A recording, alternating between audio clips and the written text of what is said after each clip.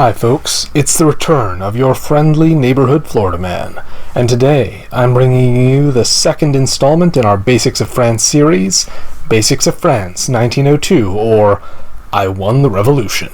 In 1902, you have to begin building on the strong foundation you will have enjoyed through 1901, which could have kept you completely out of any conflict prior to this year. The pressure still isn't exactly on, but the other countries now have a genuinely good option of attacking you, if they want to do that, whereas in 1901 your only threats are England in the Channel, Germany in Burgundy, and Italy in Piedmont. Two of those three are not real threats in 1901, and the third, Burgundy, is usually only a major threat if combined with one or both of those other two. There are genuine threats to you in 1902, although they're not as severe as they could be for virtually any other country. We'll go over each possible scenario for 1902, and how you should play the season generally. Possibility 1. Germany, France, and Russia are united against England. In that case, there's a good chance that England's only guaranteed build in 1901, Norway, will be taken from them in spring 1902. If Russia opened north or builds a unit in St. Pete, that can sound the death knell for England almost immediately. If that's the case, you and Germany will probably have each built fleets, and you'll capture the Channel and Mid-Atlantic Ocean pretty quickly, if you haven't done so already. From there, Irish Sea and Liverpool will be yours rather swiftly. England falls apart like a house of cards when all three neighbors attack, as most countries do. Possibility 2. Germany and France are united against England, while Russia is fighting in the south. If this is the case, your moves will be the same as in Possibility 1, but the difference is that you'll ultimately be fighting England for a little longer. The great thing about this option is that Germany is almost always the weaker partner in this alliance, and also England tends to have a greater potential than France for growth when they work together. So eliminating England early on tends to be a good way to ensure France will be one of the stronger powers on the map. Possibility 3. England, France, and a third power are united against Germany. If this is what's going on, your builds will be heavy on armies, and probably light to non-existent on fleets. You'll take Burgundy and work with England to take Belgium pretty quickly, then get the German home centers pretty quickly. You'll be trusting England a lot, so I recommend keeping your fleet in the mid-Atlantic Ocean if you're working with England and another power, unless you need it to fend off a threat from Italy. If you're working with Austria or Italy against Germany, that should be a very favorable arrangement for you, because they'll help you deliver a knockout blow against Germany very quickly, and they probably won't be able to defend Munich effectively later on, so that will become a future French center.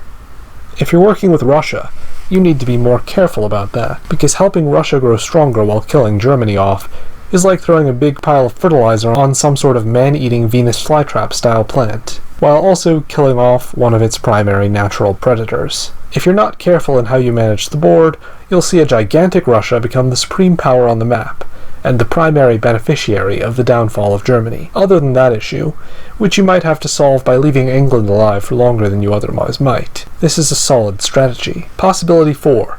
England and France unite against Germany, while Russia is taking Germany's side, or none of the Eastern powers are helping you. This is like Possibility 3, but you'll probably win much more slowly.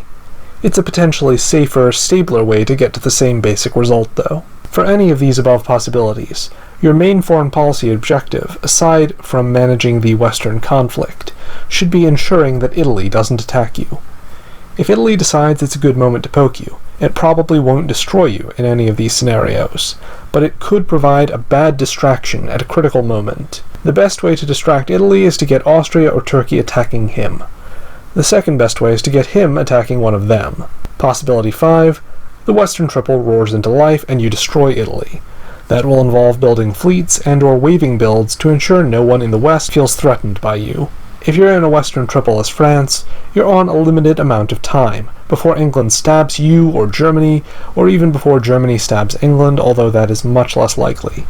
You need to absolutely demolish Italy and blockade the Mediterranean, or make diplomatic arrangements with the Mediterranean powers as quickly as possible, so that you'll be able to go back west and north and turn on England first. Even so, it probably won't ultimately work. To make it more likely that it does, try to ally with Austria or Turkey or get a German unit in Tyrolia to get Italy out of the game as quickly as possible. Possibility 6. The French are under attack by England and Germany, or England and Italy, or Germany and Italy.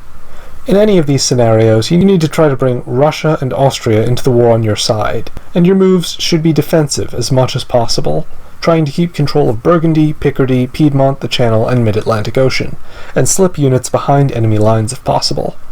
You may be able to hold out if you can predict enemy moves well enough, which means you must emphasize gathering intelligence, understanding your enemies, and getting inside their heads.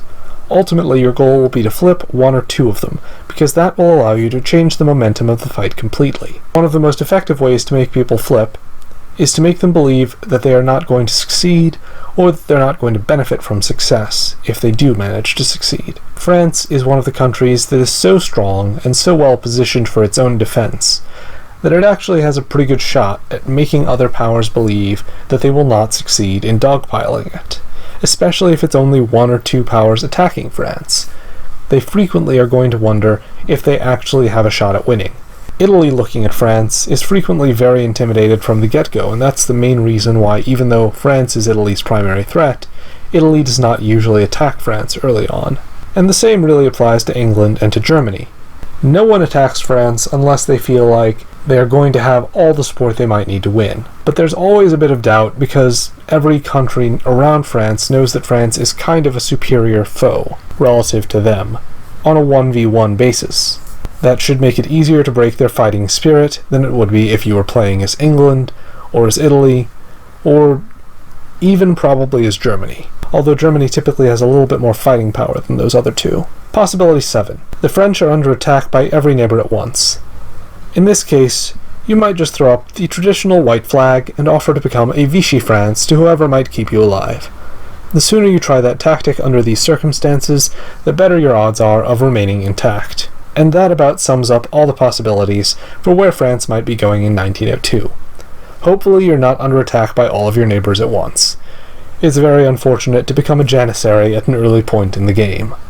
A light application of charm and charisma will usually avoid the issue of France being dogpiled by all of its neighbors in most games of diplomacy, because France is a naturally popular country to ally with, due to its natural strength, which I've already highlighted.